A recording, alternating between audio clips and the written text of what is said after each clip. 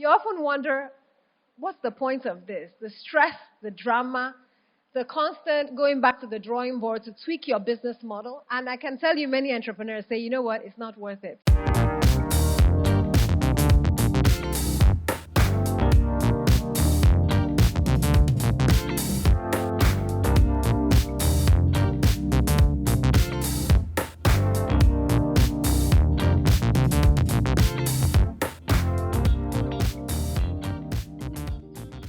All right, so I have a presentation as well, and I'll just run through it. The first question is, who am I? I'm a social entrepreneur. I'm also a mother and a wife, a Nigerian, a Christian, and someone who believes that life is short, so you have to make a difference. And one of the things that I committed to was basically to find value and impact wherever I can. And about 10 years ago, God laid an idea in our hearts to start a company called AACE Foods. Some of you have heard of AACE Foods. I hope all of you have used that product. How many of you have used that product? If you haven't, you're missing. Anyway, so we started a company called AACE Foods. We actually applied for a business plan competition and won.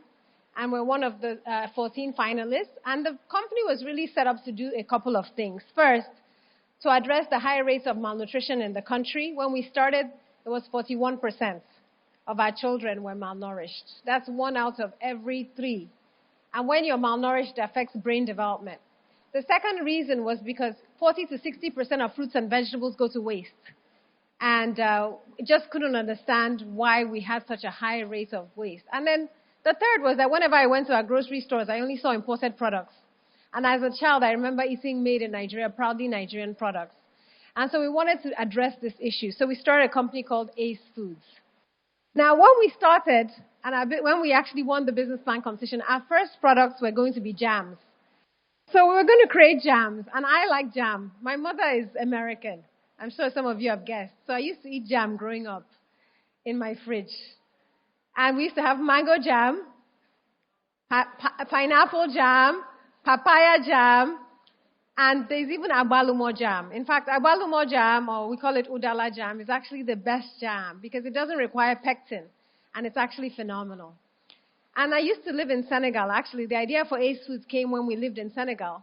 And during our time in Senegal, there was Bissap jam. Bissap is actually zobo. And you would go to the hotels there, and you'd see all the array of little jars of jam. And so we won this business plan competition with actually creating these little jars of jam with, Ankara on top and a ribbon, saying this is what we could do. We can process our fruits and vegetables that go to waste. And so when we started AACE Foods, with winning this business plan competition, our first products were jams. And then you can imagine what happened, right? First of all, it took us a year to get NAFDAC numbers. We invested in all the equipment for jam production. And then we came to an average Nigerian with our pineapple, agbalumo, mango, pawpaw, or papaya jam. And they said, it's not red. What type of jam is red now? Strawberry jam. Okay, where'd you get strawberries in Nigeria? In Jos, but they can't even fill a basket to produce jam. So the first thing is that all my, 1% friends, who live in Banana, loved the pineapple jam, right? In fact, we're selling a lot of it in Quintessence and other places. Expatriates were so excited about these products. But we wanted to create a product that would address the malnutrition challenges, support our farmers. So I wasn't creating a product for 0.05% of the population. So that was the first problem, is that there was no demand.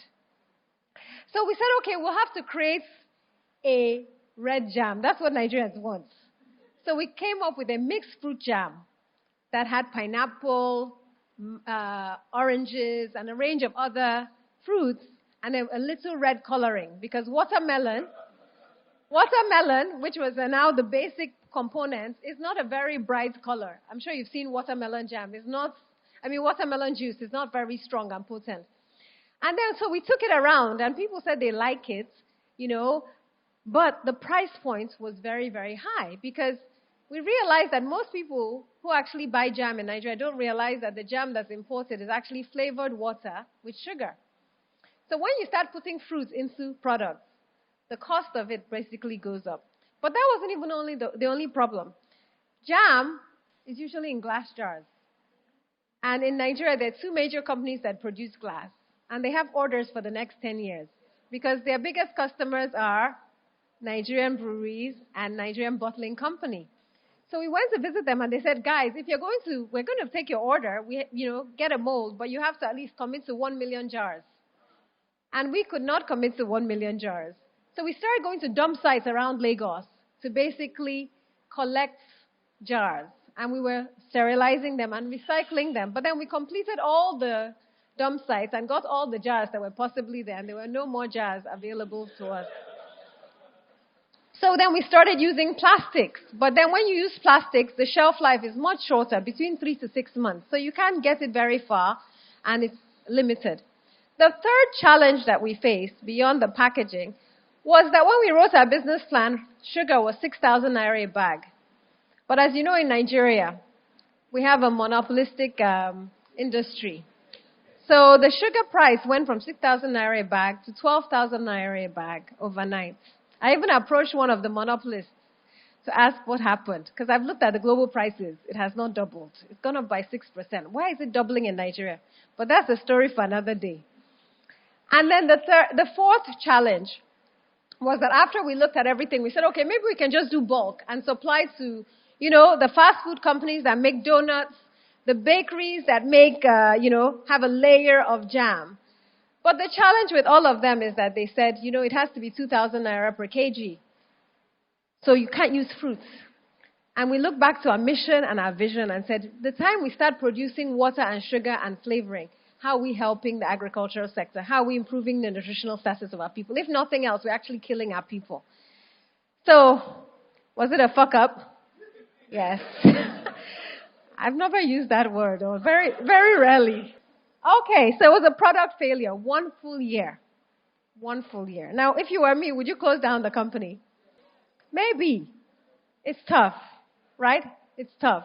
You often wonder, what's the point of this? The stress, the drama, the constant going back to the drawing board to tweak your business model. And I can tell you many entrepreneurs say, you know what, it's not worth it. And at that time, my husband and I, who, have gotten pretty decent education, decided to start this company. And what our salary was, both of us, was 50,000 naira. So we wrote a letter to ourselves, with our salary, 50,000 naira, sweat equity, 450,000 naira. And we had children. So you can imagine. Very easy to go back to what you know. He's a finance guy. I'm a strategy person. Let's just forget this. It was a nice experiment, nice business plan competition. Move on. So what was the impact of it? Lost time. You spent a year trying to build something, obtaining a NAFDAC number. Lost resources. You spent a lot of money on equipment, and then obviously wasted materials, labels, branding, etc. And packaging, because you actually do labels, you package, you buy everything in bulk. So what would we have done differently? The first thing is invest in robust market research. I always tell people, your community of friends is not enough to tell you something will sell. Winning a global business plan competition is not enough. You actually have to test the people in Mushi, Ajegunle, Bariga, Kanu. Do you understand? All over the country. Understand what their price point is, what their pain point is, and whether they're willing to. My dream was that all the women who carry bread on their head, when they carry mayonnaise and butter, they'll carry my jam. That was my dream, right? They're not carrying it today. The truth is, the reality is that this was not something that they were used to, and it was not something they were going to get used to anytime soon. Even those who have introduced new products like instant noodles, which used to be alien to us, it takes time to change mindsets about what is appropriate and what is useful. The second is stall large-scale investments. Stall NAFDAC, stall all these large-scale investments. Clearly, you can't sell in a supermarket without a NAFDAC number, but there are other ways to test the product without making the investments required, because you really lose a lot when you do that. What next? So our year 3 strategy in our business plan was spices. And after year 1 went horribly wrong, we decided, you know what? We're going to start with spices. So we quickly became a spice company. Now we're adding new products to it. So today we actually have about 30 SKUs and 14 products in the market. And if you guys have never used the products, you're missing. Because we're in all the major supermarkets, we're in ShopRite, we're in Spar, we're in Ebano, we're in Globus, we're in all of them. And we now sell quite widely. And then we have our beans flour, our soya maize, which fights moderate malnutrition, which is a complete meal. And we're in 10 states. We export to the Netherlands and to the United States. We have about 80 full-time employees. I don't work at the company full-time. I'm just a director. And we have all young people running the company, and they're doing a phenomenal job. And we've won quite a few awards, which I'm grateful for. We made in Nigeria Products of the Year, etc., by Ebony Life. So my big takeaway for you is this. I love this quote that says, success is not final. Failure is not fatal.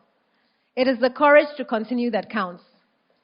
Sorry, the words are a bit messed up. But that's a really important thing just to dwell on for a second. Because you can be successful. So AACE Foods is now winning awards. We can dwell on it and then one day miss the mark. Because you have to constantly innovate. In fact, so many new people have entered the market. Every day we have new competition.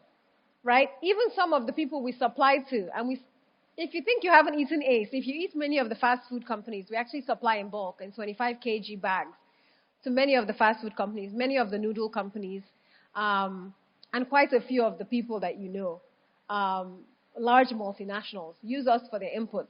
But many of them are now going into our space, right? And many of our suppliers are now going into our space. We work with 10,000 farmers. Some of our customers are saying, let's go directly to the farmer. So if you're not innovative and you're not cutting edge, you can become a failure, right? So it's really important that you don't dwell on it because success is not final. And that's very important. The second is failure is not fatal. If we had given up after that 1 year, many people said give up. This is not for you. You didn't study agriculture. You didn't study food technology. No quality control background. No microbiology background. I'm a business person. My husband is a business person. He's a finance person. I'm a strategy person. What are you doing in food? And a lot of people used to be very embarrassed that we have entered this space. After I had 2 degrees, he went to Harvard, I went to Harvard, Harvard Business School, and you're selling jam. You know what I mean? So that mindset. So just keep in mind that success is not final and failure is not fatal. It's the courage to continue that counts. Thank you very much. Woo!